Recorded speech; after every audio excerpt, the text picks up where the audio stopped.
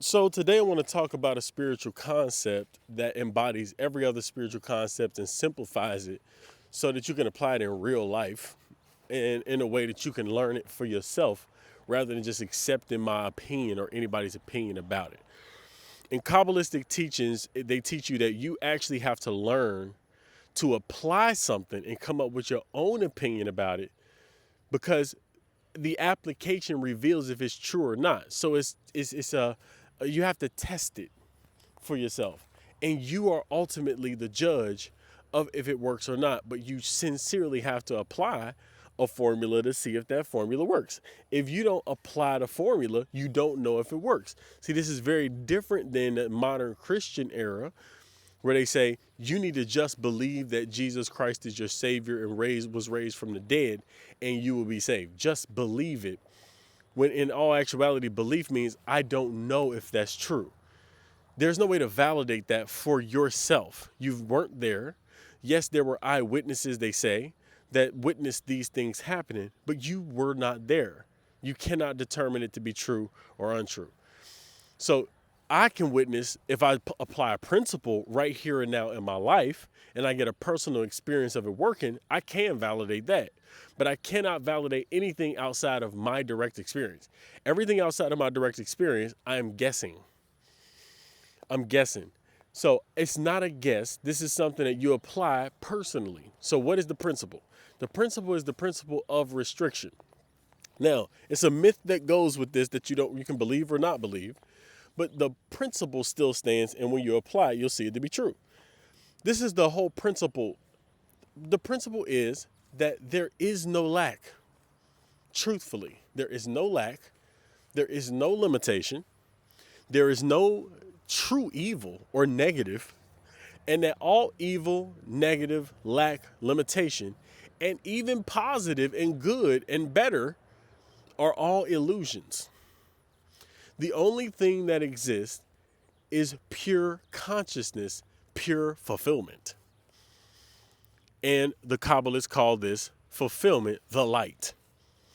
So essentially, everything that is wanted by a human being, truthfully, is already provided. There is no good, there is no bad, there is no lack, there is no abundance, there is no sin, and there is no liberation from sin. There is just pure light, pure consciousness, and absolute fulfillment. This is the principle. Now, how do we prove that to be true? Why is it that in the world it looks like that's not true? Here I am, I got to pay bills. So I can't say that that's true because I have trouble paying my bills. Or I can't say that's true because I'm lacking love in my life and I don't have love in my life. So how am I supposed to agree that that's true? I don't have health. My health is lacking. My health is failing. So how am I supposed to say that that's true? Well, the legend goes, in the beginning when we were merged in unity with this unified state of pure consciousness that we still are but have forgotten, we were receiving everything. We were the receptive vessel. The creator, as is said in the Kabbalistic teachings, is the giver. It's just sharing. And that goes consistent with what we see in the world. We see everything is intelligent living life. Everything is life. So we know that the principle of life is fundamental to everything that exists. With that being said, the principle of life must be inherent in the creator. So this life would only be more life to all. It couldn't be less life to any. So it's more life to all. That's what the principle of life will have to be. With that being said, a principle that only wants more life to all could only be known as love. So a principle of life that gives more life to all, unbiased, non-judgmental, pure giving, that's all it's made of, could only be known as love. So the principle of life can be summed up as love. But what it is in principle is life, and life more abundantly to all. No matter what label we put on this person, that person, or any particular thing, this principle does not discriminate between thises or that's. It only is more life to all, regardless what that person decides to do with this light. Okay, so this is the light. Now, why does it seem that there's negativity? Well, in the upper realm, when we were unified with this light, and the only reason we even want light or remember this or can even recollect this or have an intuition of this is because we've experienced it before. If I tell you something right now and you resonate and say, wow, I think that's true, I can feel that to be true, there's no way that you can feel any truth in what I'm saying unless there was truth in it already, regardless if I exist or not. So regardless who says the message, if you hear that we were unified with the light and we still are unified with the light, but we forgot, and you feel a resonance with that truth, then there is truth in it and you can explore it and discover it for yourself, regardless if I'm here or not. Regardless if I say it or a pastor says it or a young person says it or an older person says it or a priest says it or a Hindu or a Christian or a Muslim, if you hear the words and they resonate as true and you can feel them to be true, that means that there's truth in it for you to find. So if you feel any truth in this, this is something you can find by yourself without having to believe, without having to follow and change your religion, without having to convert anything, just to simply explore it. So we were unified with the Creator. The problem was we were receiving, but we could not give. Now the scriptures say it's more blessed to give than it is to receive. Now I'm not going to tell you, you have to believe that. Let's talk about an experiment done by Lynne McTaggart. Lynne McTaggart is a woman who did something called the intention experiments. With these intention experiments, what she had happen was she put people together in groups of about eight or more, and those 8 people would send an intention of good to someone else. An intention of healing, an intention of abundance, an intention of happiness, an intention of light to someone else. What she found was the people who sent the intention received as much or greater oftentimes the effect of that intention. So if they sent healing, they would receive healing. If they sent a miracle, they would receive a miracle. If they sent love, they would receive love. If they sent life itself, they would receive life. They hooked them to machines that measured EEG machines that measured the light transmission from their bodies. And they saw the people who were sending love received it. They also sent intention to things they can measure, something simple like a leaf, a living leaf.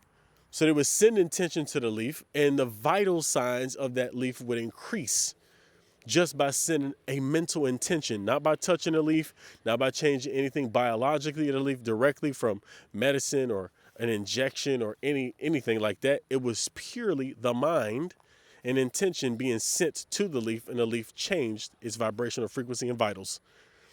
This is a fact. So when we say it's more blessed to give than it is to receive, that's not just a scriptural statement. If you put it to the test, it's actually true in demonstration. Once again, this is not about belief. This is about facts here. So with that being said, we were in the upper realm receiving. We had a perception. Now, by the way, we are made of pure intelligence. Pure intelligence is responsive, and pure intelligence knows all. So as we are receiving, we had the knowledge because of we are merged with infinite intelligence, meaning what knows all, and we realized giving is more advantageous than receiving. And so we were receiving, not able to give back. So we felt limited. Any limitation in the realm of the infinite has to be absolved or has to be resolved. So how did it get resolved? We as vessels of receptivity, that's the principle we were based on and live on. It said that the Creator's only creation was a vessel, the infinite vessel of receptivity. And all things are vessels of receptivity for the light. And so are we as souls. So our souls rejected the light, receiving the light for free. We said essentially, we don't want to receive this light unless we earn it. We want to give. We want to participate in the giving process. We don't want to just be receivers without the opportunity to give. So on that request, something called Tzimtzum happened. In scientific terms, it would be called a Big Bang, the beginning of a universe. But essentially, Tzimtzum is this infinite giving light withdrew itself into itself to reveal a realm that we're in right now of darkness or illusion, where light is veiled. This infinite miraculous light is veiled. It's covered over by what's called a curtain. Now, here's what's interesting. This realm is a 1%. It's called the 1% realm. 99% realm, which is the light, withdrew itself. Now, under the understanding of quantum mechanics, this is what's so crazy about it. Quantum mechanics knows that 99.99% of our world is empty space, quote unquote, empty space. Only 1% or less is what we see and interact with on this earth. We know that for sure by quantum mechanics, by science. So it's no longer a theory. This is a fact. Now, this is something known to the sages a very long time before quantum mechanics was ever discovered. Now, the question is, how in the world would these sages know that this realm was less than 1% of reality and the 99% was veiled over, unseen? How would they know that? I can leave that to your imagination. But one thing we said was, in the very beginning, it's only infinite pure intelligence. Pure intelligence is all-knowing and infinitely responsive. It means that knowledge is. Anything that can be known is available here and now in all places at all times if drawn in by a request, a ask. What you ask for, you receive, and you can receive it from here and now, the ether. But that's neither here nor there. Let's continue. 1% realm is revealed. Here we are, born into the 1% realm of illusion, where it looks like the good is hidden. The good is veiled over. Here we are, born into sickness. We are born, we get older, we get sick, we die. Get sick, get diseased, and die. And then we're born again. Anything that can happen again. We're born once, we can be born again, and we are born again. We get born again. We grow older, we get disease, we get sick, and we die. And this is the realm of death. Cyclical death. And you go through life deprived of many of the things you want. You know that from your own experience. You want an incredible relationship. You want money. You want freedom. You want control of your life. You want to feel good all the time and be feeling better. There are things in your life that you have access to, yes, but it's things in your life you don't have access to. The question is, what allows you access and what disallows the access? This is where the concept of restriction comes in. Once again, this is something you can apply. You don't have to believe. I'm repeating that because you should not believe anything that's being said on this podcast right now. You should apply this. And we're going to talk about how to apply it. In the realm of the 1%, where it's veiled in illusion, this is where we live. How do you reveal light? In order to reveal light, you have to deny and reject the appearance of things. You have to deny and reject the appearance of things. Does that mean if I see a tree, I'm going to deny that the tree exists and I'm going to bang my head on the tree? Because, it doesn't exist. I can bang my head straight through it. It won't even affect me. Absolutely not. That is not what we're speaking about. But when it comes to this tree that I see right in front of me, I am going to say that what I'm looking at and what I'm observing is less than 1% of what's really there. I don't know what I'm really looking at. I know that I call this a tree. I know that I see a tree. I know that I'm under a tree. I know that I'm observing something I call a tree. But what it really is totally beyond me. I do not really know what I'm looking at. Now, I might say, when it comes to your bank account, am I going to say, I have millions of dollars in my bank account?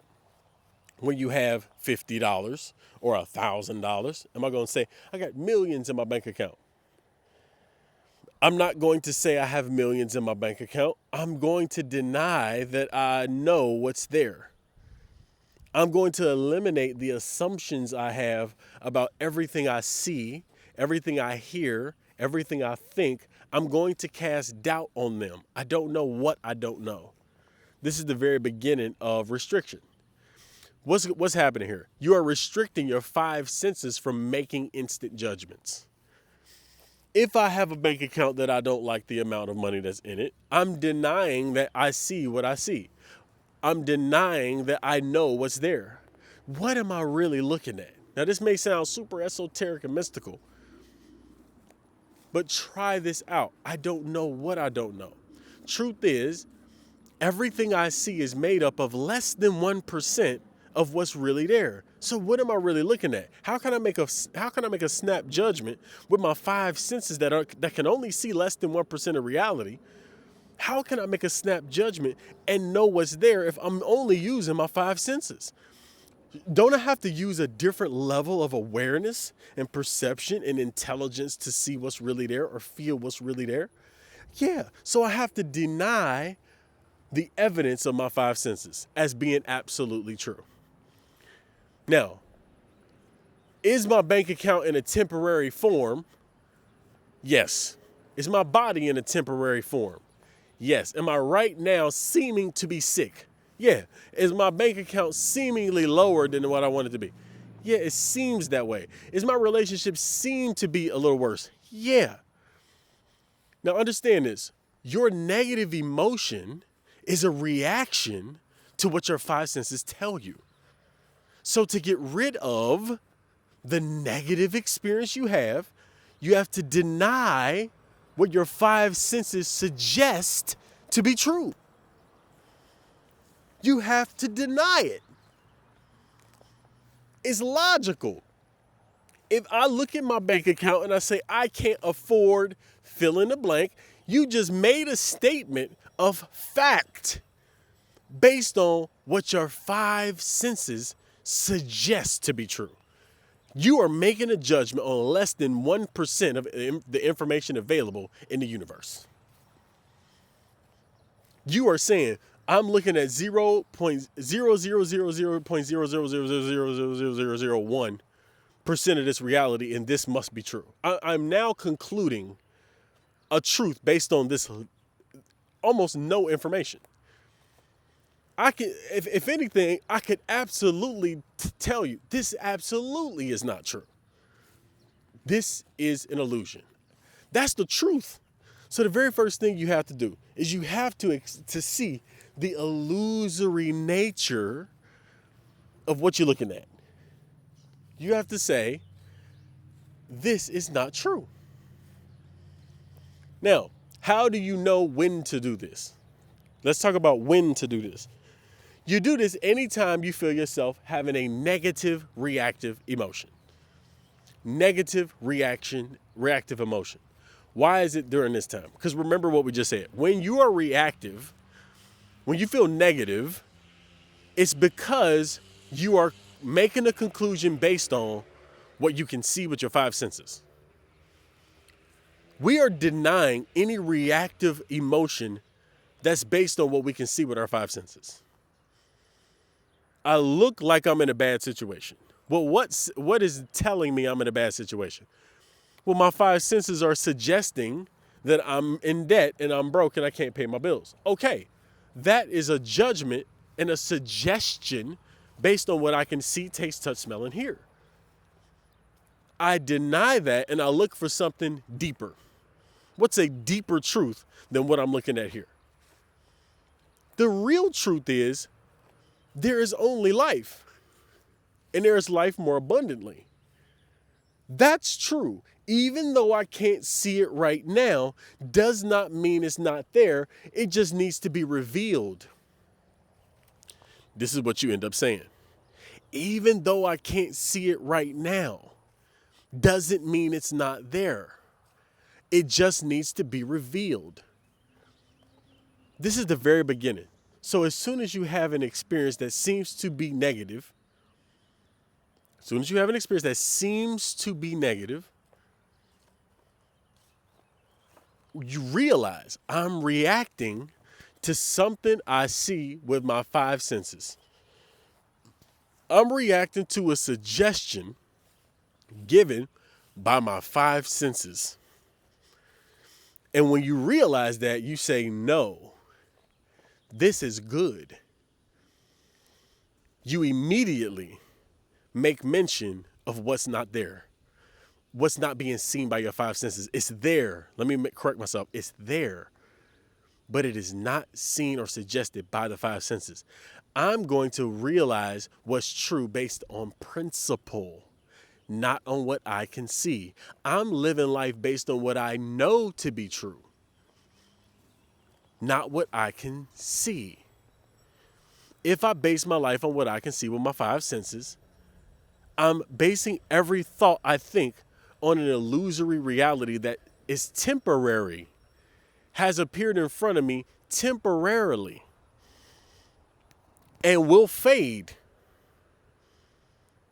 I no longer am letting my five senses dictate what I think. I'm going to think and let it reveal things to my five senses. This is the very first action you have to take. So when you have a negative emotion, pause, stop, and go, aha, my five senses suggest this is bad, but I know it's not. I know it's not. This is good. Even though I cannot see it with my five senses, I know it's good. I know it's good. Now, from there, that's when you use this. You have to use it when you feel negative. Why? Because when you feel negative, you are reacting to something your five senses have suggested. Your five senses are ignorant. They can be tricked so easily.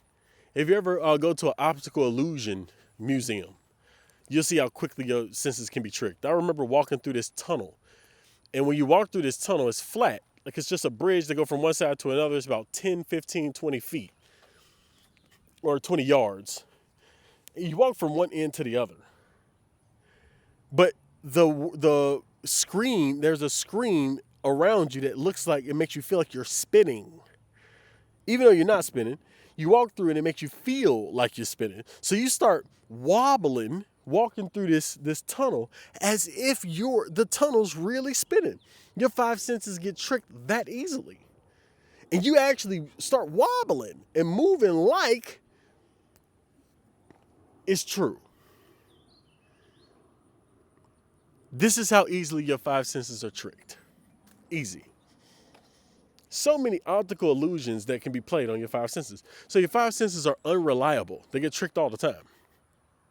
As a matter of fact, if you consider your brain and you consider your five senses, your brain, what you think you see outside of you, light is bouncing off of objects, going into your eyes, and the light is being transmitted and turned into information that the brain can process and form.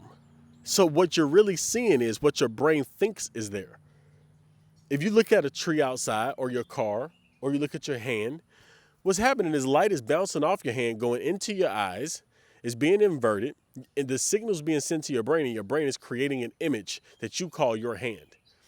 But none of it is as it seems to be. Your five senses, your brain is making it up. Your brain is what sees, and your brain is encased in a skull that's in complete pitch dark. So how is it even possible for you to see light? Your brain is making up the illusion of light. That's literally what's happening. So we know that our five senses are deceptive and cannot be trusted. But what do we do all the time? We always trust it. We look at our bank account and we say, I trust what I see. We look at our relationship status and we trust what we see. We look at the future based on what we can see physically and say, I trust what I see. I'm never getting out of this situation. I don't know how to get out of this situation. I don't know how. Well, of course, you're looking at less than 1% of reality, so you wouldn't see the how. If you were to be able to look off of the screen of your physical reality, you could feel solutions. But you can't, because you all your attention is on the physical five senses, that the things you can see, taste, touch, smell, and hear. That's the issue. And you have to give that up. So restriction, how do you do it? Let's review. Here I see a situation comes up. I'm supposed to pay a debt. I can't pay the debt. I start to react and feel lack. Instantly deny it. Pause. Nope. I know it seems to be bad, but that's just my five senses. This is good. There's only good and there's only light. It's covered over and I'm going to reveal it. Do I know how? No, I don't need to know how. I just need to know it's there. Now, once you do that, the next step is, what do you do after that? After you say, this is good, the next step is realizing that, yeah, even though this is good and I know it, I want to reveal the good. Now, how do you reveal the good? You reveal the good by changing the way you think. So, all negative appearances appear because of your desire to receive for the self alone based on scarcity. Your neediness. So whenever you act on neediness, you create negative illusions for your five senses to pick up on. Anytime you act like the creator, which is denying lack and saying this is good, and then finding a way to give and be generous, you enact likeness with the creator, and now you're the giving force. You become the giving force by first denying your neediness, because neediness is an illusion. You, in fact, don't need anything. This whole world is being generated by you. So every dollar is generated by your generosity. Every piece of abundance you receive in your life has been created from your generosity. All the good and fulfillment that you see in the world has been created from your compassion and wanting to end people's suffering. All of the sense of leadership and people following you and doing as you want them to do comes from you loving to help people. So you're generating this with mindsets and actions on those mindsets that are giving. This is the desire to share. So when you remember, the creator is life and life to all. Once you stop being in lack and say, I need, anytime you say I need, it's an illusion based on the five senses. You say, no, I don't need. I am the creator. I am the creator. So this is good.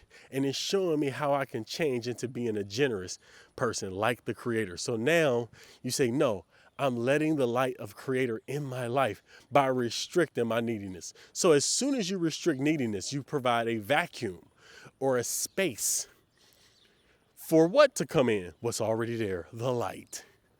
Essentially, you push back the illusion. This is restriction. You push back the illusion. And once you push back the illusion, it creates a vacuum where light fills it up, giving fills it up, abundance fills it up, and a miracle has manifested in your life and become integrated into who you are. So you start to broadcast this signal of who you are in abundance, and that abundance manifests in your life permanently, never leaving you again. Now, what's the opposite scenario? Opposite scenario is you are feeling lack, and so you go get a payday loan. I need a loan. I need to get out of this pain right now. And so you get a loan that temporarily covers over your fear and your lack, temporarily. And what comes back very quickly? The lack comes back again where you need another payday loan. Or you are in lack, meaning you are lonely, and you just want to have quick sex because I need a warm body beside me. I'm tired of being lonely. So you reactively have sex with somebody. And what happens right after that? You feel really sludgy, nasty. You don't want to feel like that. You don't like what you just experienced. You don't even like yourself for what you did. So you feel negative again. You end up lonely again. And you get so lonely, you need to do it again. You need to have sex with another person, another person, another person. So you have sex with people over and over because you just don't want to be alone.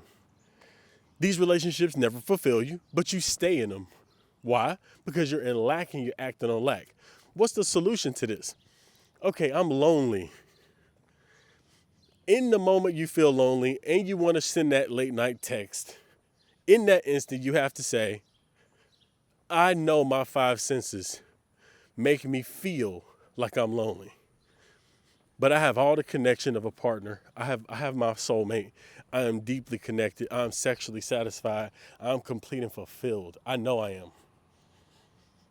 Now, how can I give this good to somebody else? Just send love out to anybody who wants fulfillment in their relationships and wish good for them out of your heart. That's good enough.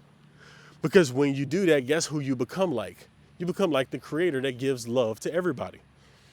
Lynne McTaggart. Remember Lynne McTaggart's research?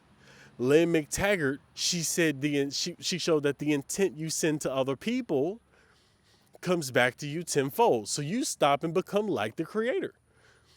And you give love and you give compassion and you give intimacy from your heart to everybody in the world who wants it deeply. And you even take it one step further. You take an action, if you can, to make everybody feel connected to that you come across, and empower and encourage every person you come across that connection is possible for them if they want connection. And you need to be looking out for people who want connection and empowering them and making them believe they can have it everywhere you go. I'll give you an example. It was one time I did something I was not proud of in a relationship, and I felt icky about it. So every couple I came across, I started to stop them and give them recognition for being a display or an example of love. And I said, your love is so amazing. Your love is beautiful. I'm so grateful to see your love. Thank you for being a great example. How long y'all been together? And I would just praise their relationship. I did this for months. After months of doing this, all the ickiness went away, and I sincerely felt like I created my person. I sincerely felt like I created the attractor field and the integrity to have my person. I felt good about myself. And from that point going forward, I created relationships for the most part. Relationships that were consistent with that integrity. I felt good about myself. I had no guilt. I felt good about myself. That was an opportunity for me to change my frequency and vibration by giving good to other people. This is the same thing you can do in relationships. The whole point is not to have a relationship because that would be neediness. The whole point is not to get more money because that would be neediness. The point is I want to be like the creator who needs nothing, lacks nothing, and is the giver of all good. When you just always, every single time you feel a reactive emotion of negativity, find a way to say, these are my five senses suggesting negativity to me and I'm believing it. That's why I feel negative. I cut that off right now. I know good is the only thing that exists, and I'm revealing it by giving it. I now give this wealth to everybody in the world who is asking for wealth. I'm the source of it, and I give the world wealth. I vibrate and radiate wealth every single time a negative comes up.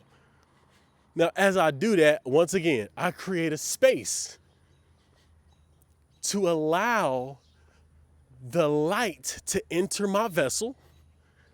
And the light is only giving, so it gives to me and everybody else around me abundance. This is how we let the light in, and we participate in the give and take of creation. Remember, we didn't want to receive without participating. So how do we participate in the give and take? How do we receive properly? We receive properly by denying our needs that our five senses suggest is there, and remembering we already are the light and giving it to others. That's how we become like the creator. That's how we receive and absolve ourselves of what's called bread of shame. That feeling of just receiving without earning it. When we give, when we deny the neediness, we did that. The light comes in and fulfills us at that moment and fills our life with the good. We just participated in the give and take, and now I can receive and I earned it. How did I earn it? By overcoming the opponent that wanted me to feel lack. Once I overcome that opponent that makes me want to feel lack, I win. I earn, and the light comes in. Hopefully this helps you.